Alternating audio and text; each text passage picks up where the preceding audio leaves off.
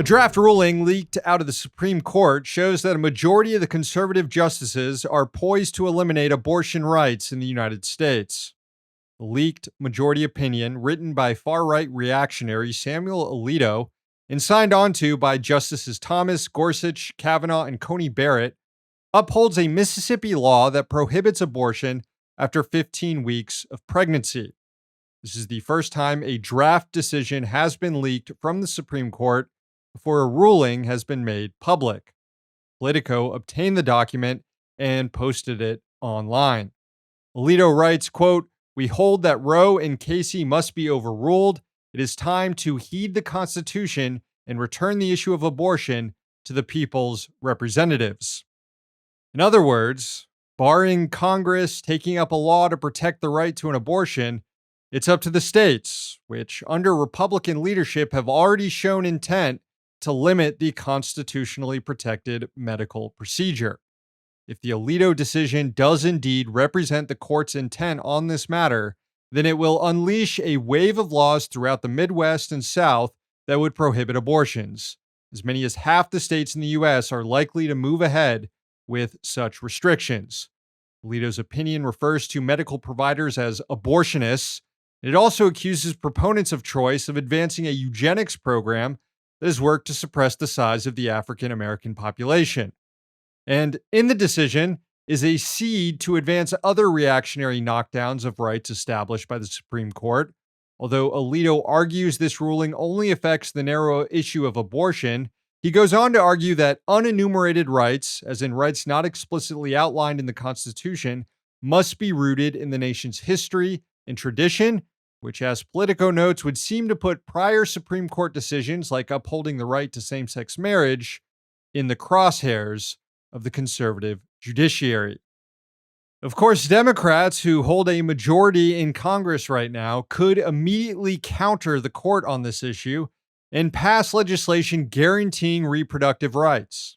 It would require eliminating the legislative filibuster in the Senate, but that should be worth it. On Monday night, Senator Bernie Sanders called for just that to happen. The news of an impending strikedown of Roe sent flocks of protesters to the Supreme Court building here in Washington, D.C. on Monday night. A local chapter of the D.C. Democratic Socialists of America sent out an advisory for a midnight rally at the building. There are calls from various organizations to continue those protests today outside the Supreme Court, as well as federal courthouses and city buildings all across the country. And now would probably be a good time to donate to groups that work to ensure abortion access. But ultimately, liberal politics have failed to stop reactionaries from destroying the right to an abortion. Only radical politics will reclaim it back. So let's burn down the Supreme Court building. Just kidding. Unless... Researchers at the Centers for Disease Control and Prevention reported to a government watchdog that public health measures during the pandemic were subverted by political considerations, which is all part of a broader problem within the U.S. bureaucracy of politics weakening scientific integrity.